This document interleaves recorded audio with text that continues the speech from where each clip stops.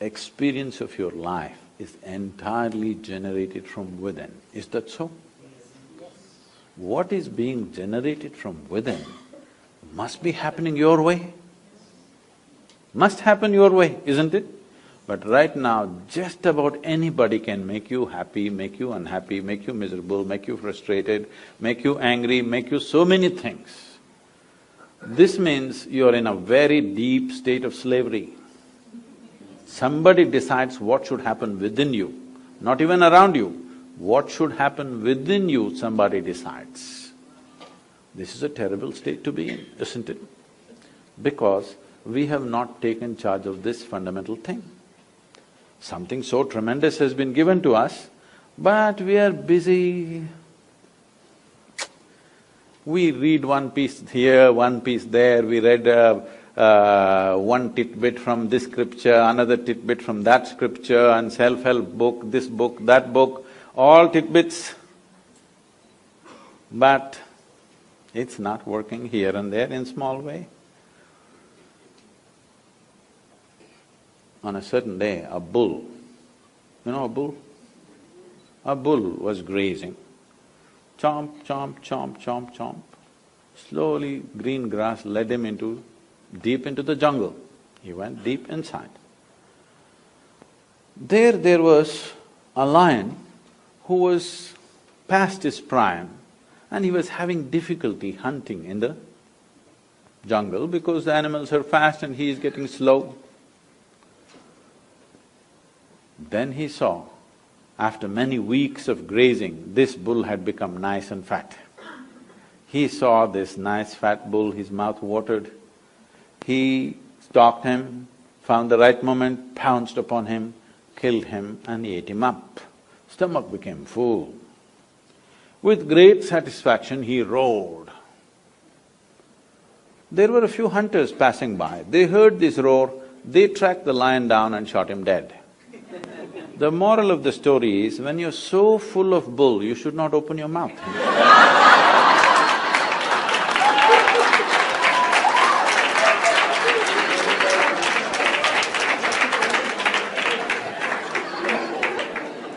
So, the fundamental thing is, at least we must come to this. What I know, what I do not know, I do not know. Is this okay? Can we come to this much sincerity? What I know, what I do not know, I do not know. Is it okay? Yes. No, right now the thing is, whatever I don't know, I believe. Whatever I do not know, I believe. Once you believe, you get enormous confidence without clarity. Confidence without clarity is the biggest disaster on this planet. Human beings who don't have clarity must at least have humility and hesitation in them. No clarity, but they have confidence. Oh, because see, the nature of human intelligence is like this. If you do something stupid right now, tonight your intelligence will bother you. Why did I do this? This is the nature of human intelligence. But if your stupidity is scripture endorsed or God endorsed, then you can do the same idiotic things with utter confidence. You don't have to turn back and look. It doesn't matter what is the result of your actions, how horrendous it is, but you can go on doing it because God has endorsed your stupidity. Can we come to this much, at least all of you doctors, you must come to this, what I know, what I do not know, I do not know. Is it okay? Yes. Because I do not know is a tremendous possibility. When you see truly, when you genuinely see I do not know, the longing to know and seeking to know and the possibility of knowing becomes real in your life. Otherwise, everything I do not know, I believe. You can believe anything. If we work hard enough on you, we can make you believe just about anything, yes or no? From your childhood, if we work on you, we can make you believe anything. Right from your childhood, if I go on telling you, my little finger is God, if I raise this little finger, divine emotions will genuinely overflow within you, yes or no? If you feel this is too bare, I can dress it up. We can do some things. This happened. I was speaking to a group of people in Nashville, in Tennessee. Tennessee people? Hey, okay. And I was just telling them a joke. In the joke, I referred to God as Him. Immediately these few ladies stood up and said, "Do you believe God is a man?" I said, "Whoa, whoa, whoa." I was only telling you a joke.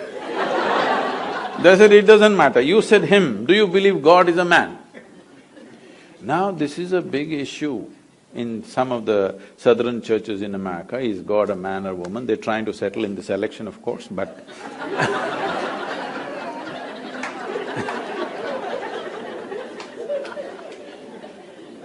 is God a man or a woman is going to become a serious issue in America in the coming years, once the president is on.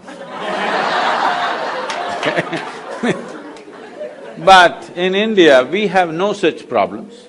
We have a man god, we have a woman god, we have an elephant god, we have a cow god, we have a snake god, we have a crawling one, we have a creeping one, we have a flying one, every kind.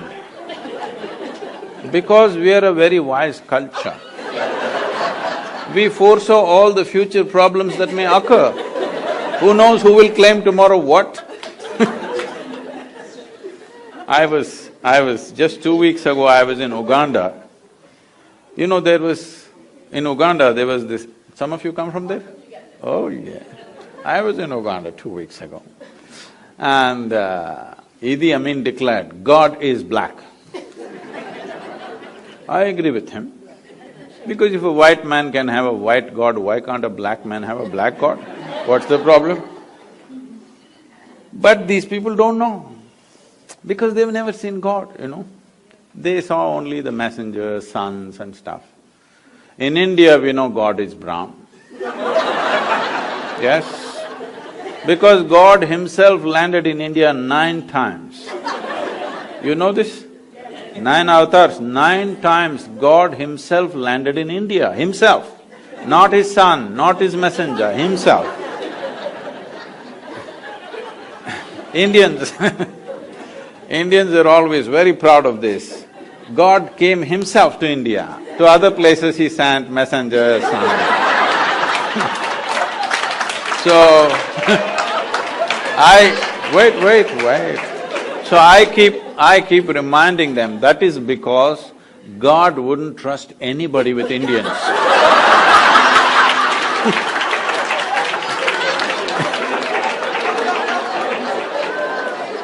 He wanted to do the job hands-on. So He Himself came 9 times and failed. 9 or 10 times debatable, but failure is not debatable, isn't it? So, we can believe what we want. Our beliefs may have something to do with our cultural milieu. We can wear our culture. Culture is the color of our life. We can wear our culture, we can be proud of it, we can enjoy it, but culture is not a tool for seeking truth.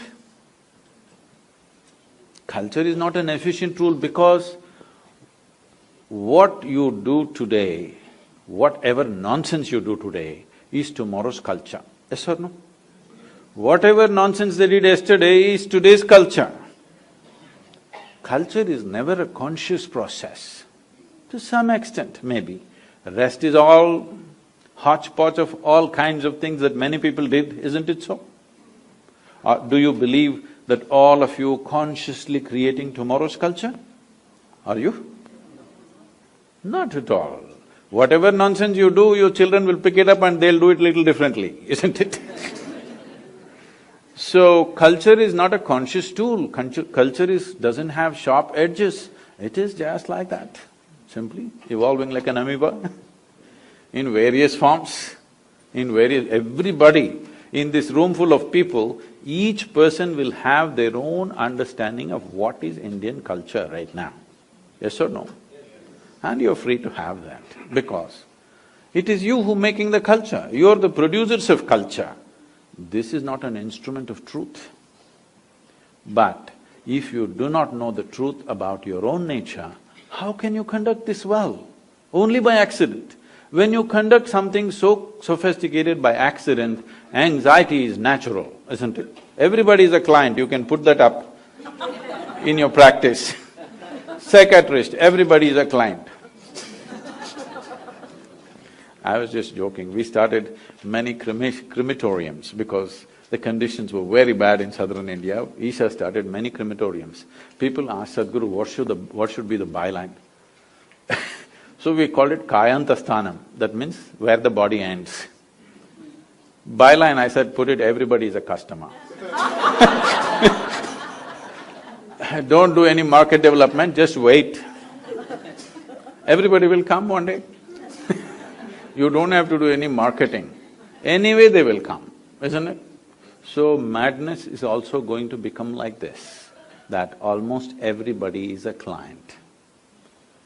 If you get angry, you say, I'm mad at you, isn't it? You're admitting it. But without doctor's help, you are able to come back to reasonable states. But you are flying off. One day when you cross the line, if you cannot come back, then you're clinically ill. Yes? But otherwise also you're ill. If you do not know how to manage your own thought, if you do not know how to manage your emotion, if your intelligence does not function for you, it functions against you, would you term this kind of madness? Maybe there are not enough couches for all of you, so we left you loose on the street. But it's happening, isn't it? So, especially all of you being in medical profession, I would plead with you, you must invest some time upon yourself. If you believe that the work that you're doing is important, the most important thing is you work upon yourself. Because nobody can produce anything beyond themselves. Your work is only an expression of what you are. Nothing more than you can ever happen. Unless you enhance this, what you do can never be enhanced. Enhancing this means, there are many ways to look at it. I'll put it very simply, considering that I have to catch a plane.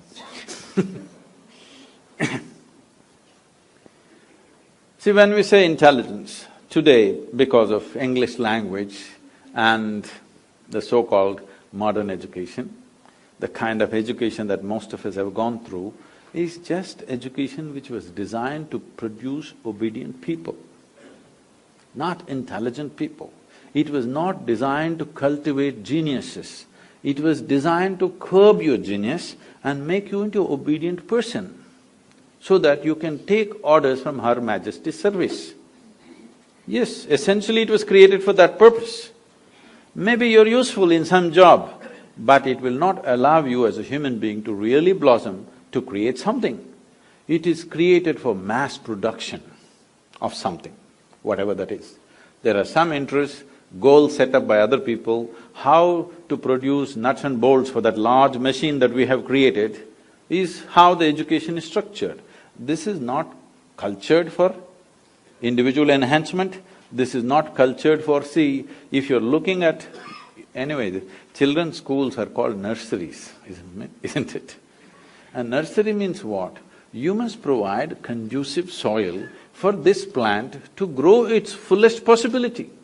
This is the aspiration for every life, whether it's an earthworm or a grasshopper or a tree or a bird or an animal, all of them are aspiring to become full-fledged life, isn't it? But the problem is, we know what is a full-fledged grasshopper, we know what is a full-fledged earthworm, we know what is a full-fledged bird, we don't know what is a full-fledged human being.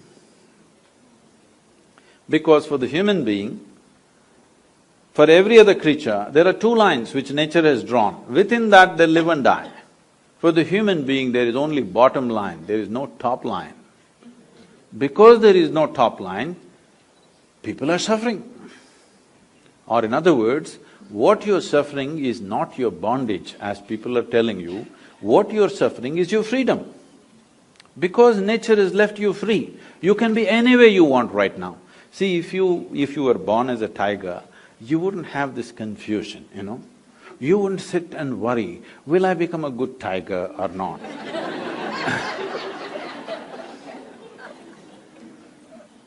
If you eat enough food, you will become a good tiger. There is no confusion, will I end up as a pussycat, will I become a great tiger? There's no such problems for a tiger. There is no such problem for any other creature, because for all of them, two lines are fixed. You eat well, you will become that. But you eat well, this will not become that. This one has come without a top line, so it is left to you to determine what this should become. When such a freedom life has offered to us, this is the greatest possibility. Upon this planet at least, of the life that we have seen, this is the greatest possibility, isn't it? Instead of exploring it, we're trying to fix it all the time. This is that. We are trying to fix a top line. But tell me, whatever you are right now, would you like to be something more? You must tell me right now, otherwise I'll bless you.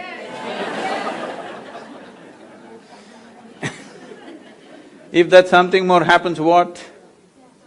You want something more, if that happens, what? More.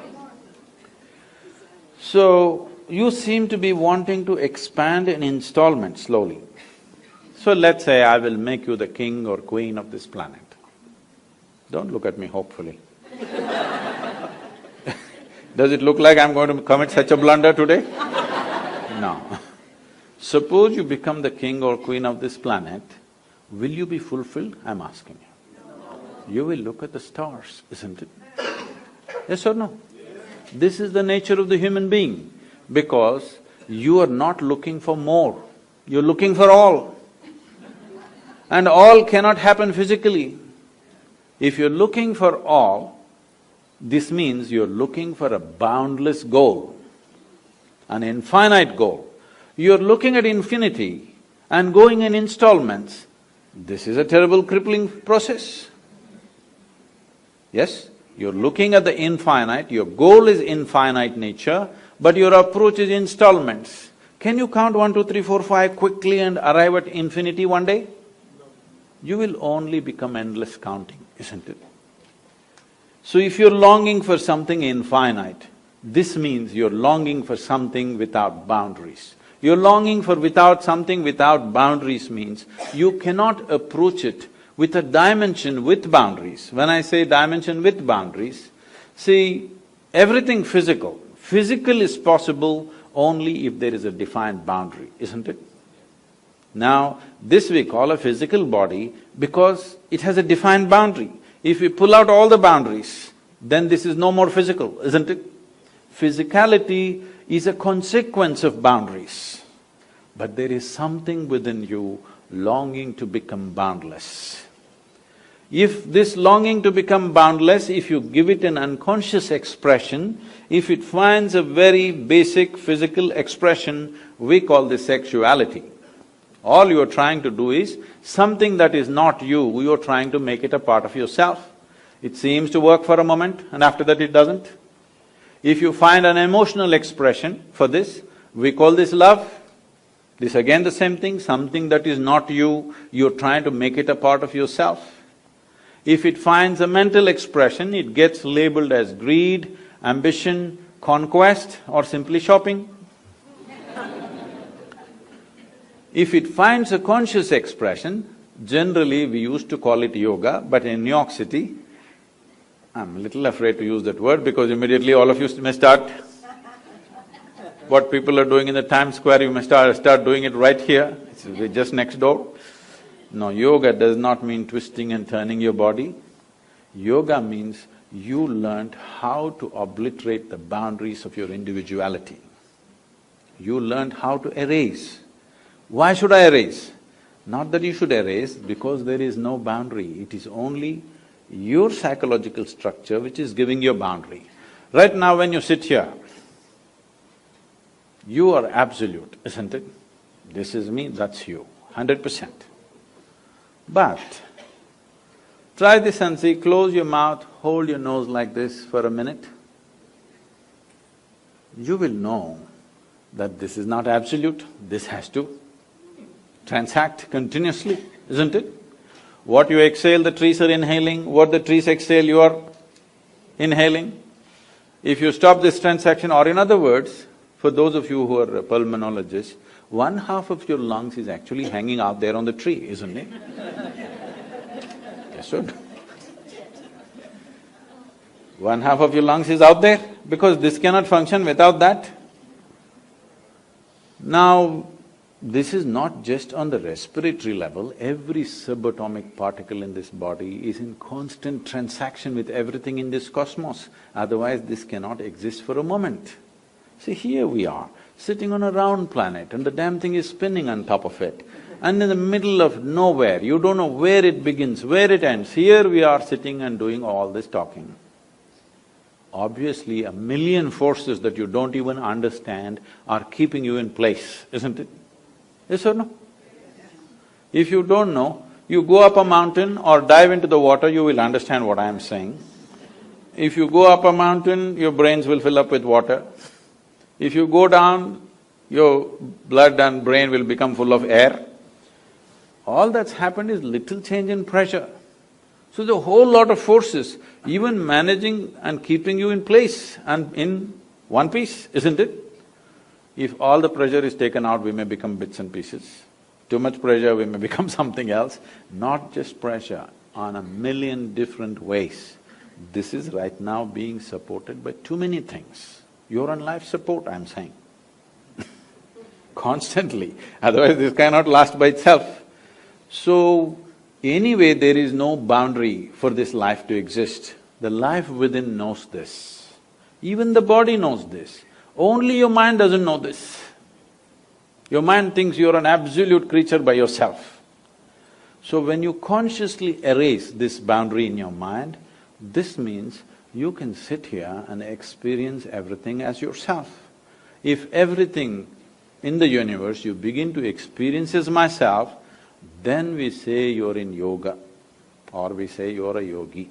This means a union has happened. You have successfully erased. What is the use of this? This means there are different dimensions of intelligence within us. Unfortunately, our education systems are using only one aspect of it, which is called the intellect. In yoga, we identify 16 dimensions to human mind. These 16 dimensions are seen as 4 parts. We will look at these 4 parts. This is called as buddhi, ahankara, manas and chitta. Buddhi means intellect. Intellect must be sharp, otherwise it won't work. But it is the sharpness of the intellect which is cutting you up every day.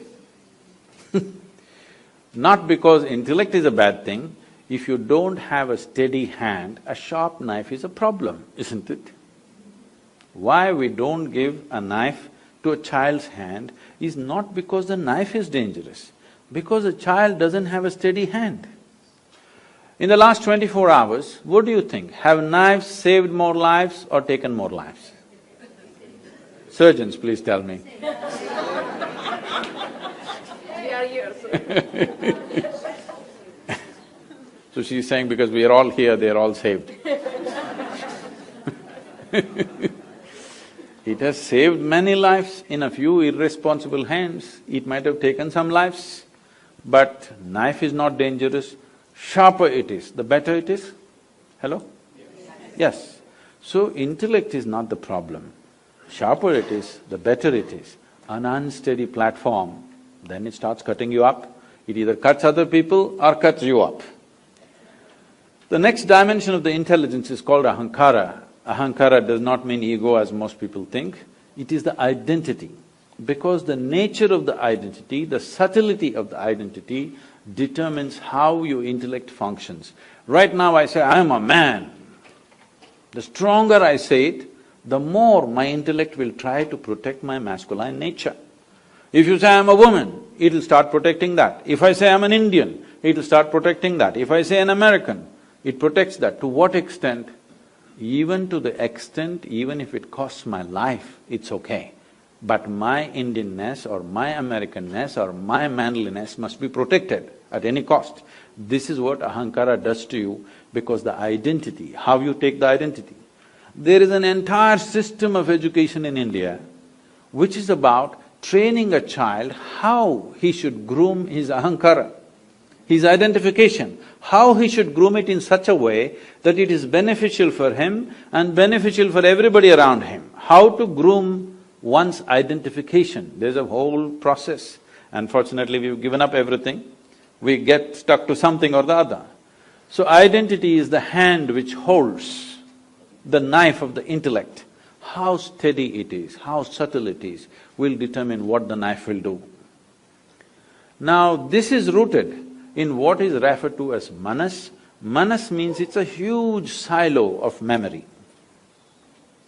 Memory, we recognize memory as 8 different dimensions of memory, starting from evolutionary memory, genetic memory, unconscious memory, conscious memory, and many other aspects of it. 8 different dimensions of memory. When I say all these different types of memory, I'm sure you don't remember how your great-great-great-great-grandfather or grandmother looked like, yes? You don't remember that. But their noses are sitting on your face right now.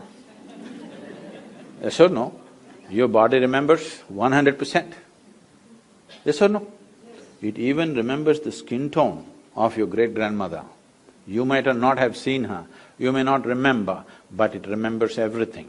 So the amount of memory that every cell in the body carries is 1,000,000,000,000 times more than what your mind can ever carry. We are thinking intellect is everything and thought processes become everything because this is a European mess-up that happened to the entire world.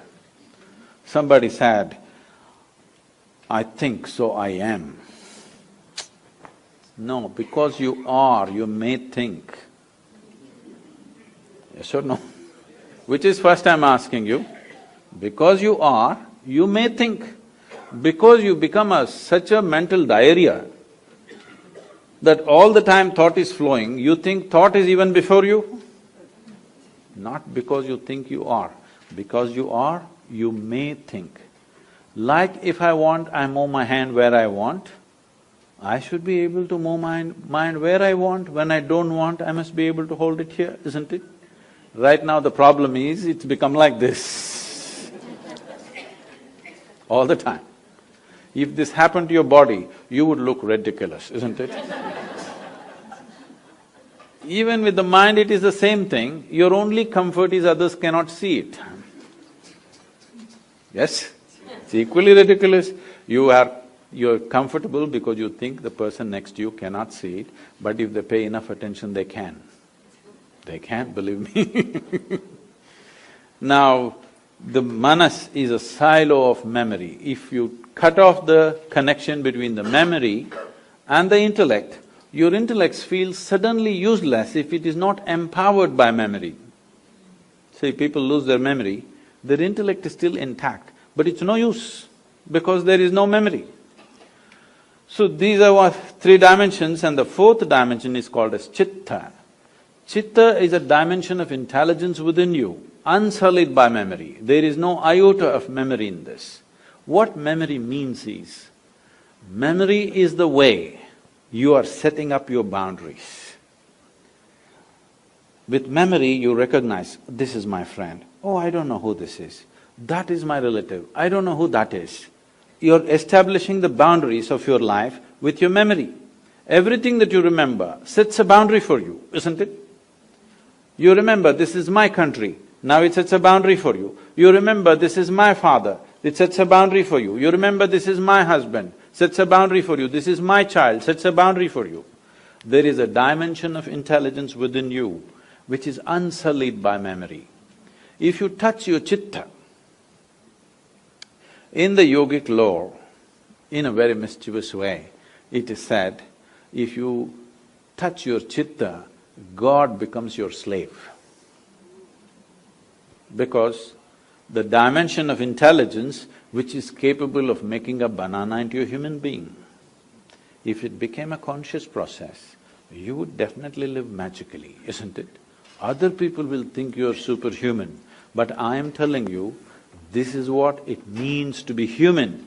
To eat, sleep, reproduce and die, you don't have to come with such a complex mechanism. An earthworm, if peace is the highest goal, you must come as an earthworm, and it's very eco-friendly.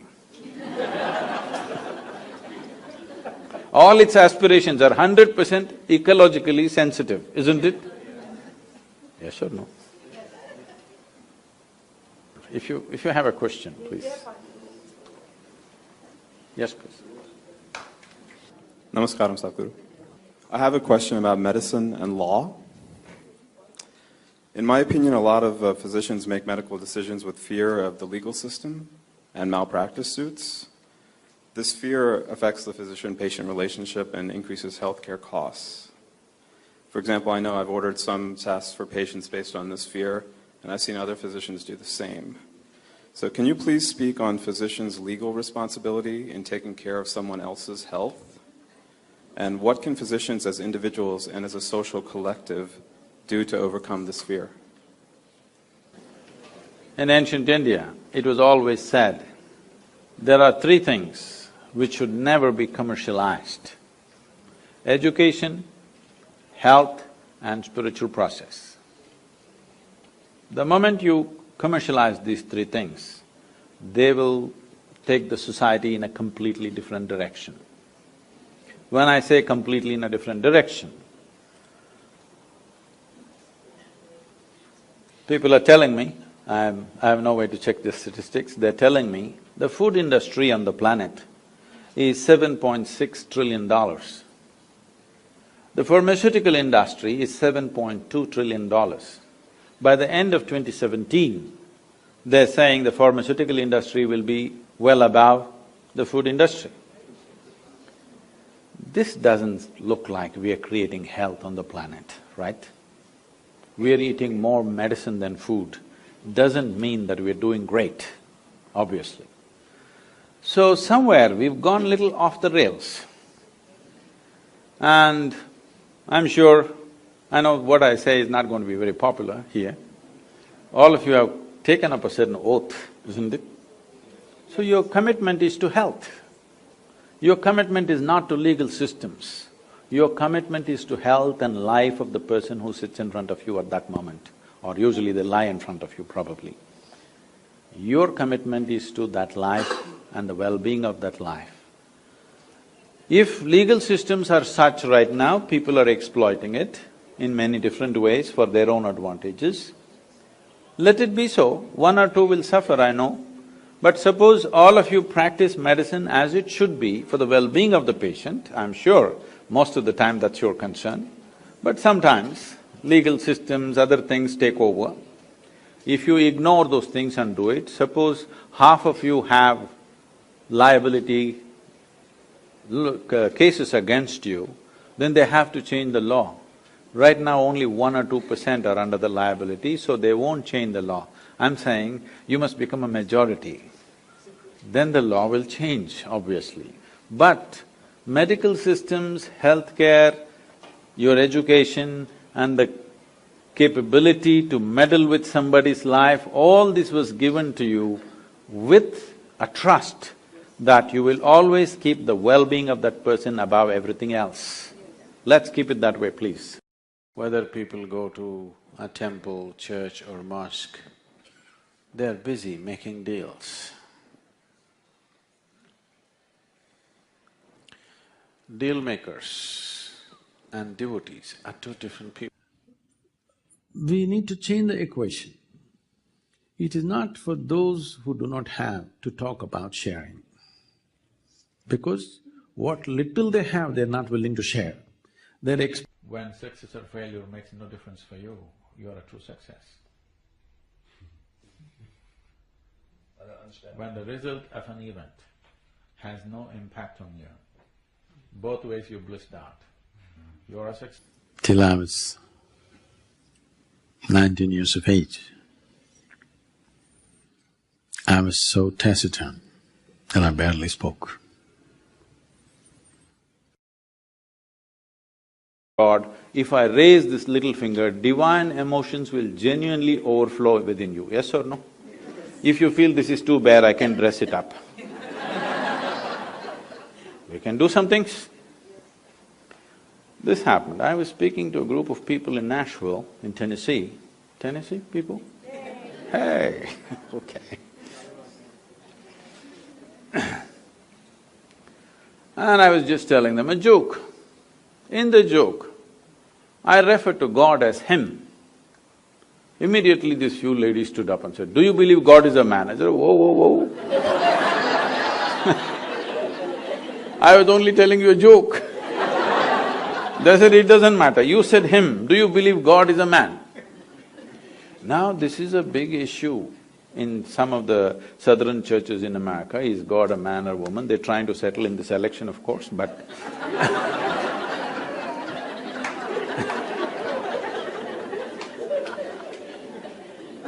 is God a man or a woman is going to become a serious issue in America in the coming years, once the president is on. Intelligence will bother you. Why did I do this? This is the nature of human intelligence. But if your stupidity is scripture endorsed or God endorsed, then you can do the same idiotic things with utter confidence. You don't have to turn back and look. It doesn't matter what is the result of your actions, how horrendous it is, but you can go on doing it because God has endorsed your stupidity. Can we come to this much, at least all of you doctors, you must come to this, what I know, I know, what I do not know, I do not know. Is it okay? Because I do not know is a tremendous possibility. When you see truly, when you genuinely see I do not know, the longing to know and seeking to know and the possibility of knowing becomes real in your life. Otherwise, everything I do not know, I believe. You can believe anything. If we work hard enough on you, we can make you believe just about anything, yes or no? Yes. From your childhood, if we work on you, we can make you believe anything. Right from your childhood, if I go on telling you, my little finger is God,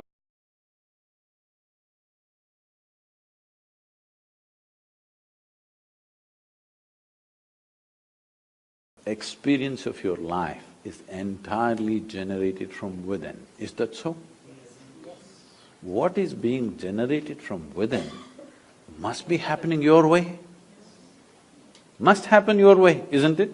But right now, just about anybody can make you happy, make you unhappy, make you miserable, make you frustrated, make you angry, make you so many things.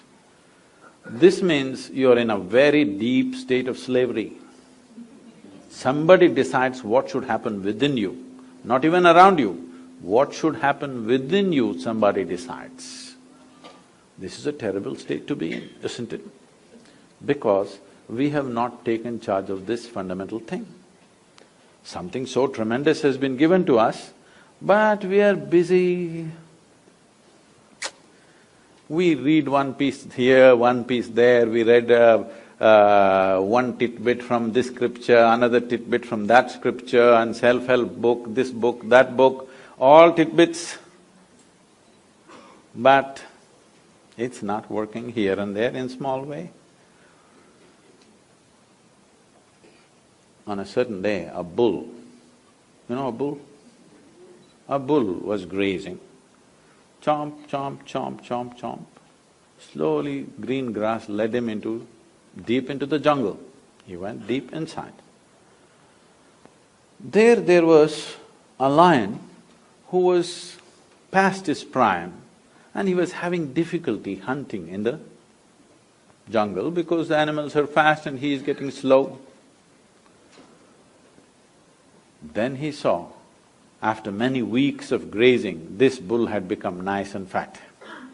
He saw this nice fat bull, his mouth watered. He stalked him, found the right moment, pounced upon him, killed him and ate him up. Stomach became full. With great satisfaction, he roared. There were a few hunters passing by. They heard this roar, they tracked the lion down and shot him dead. The moral of the story is, when you're so full of bull, you should not open your mouth.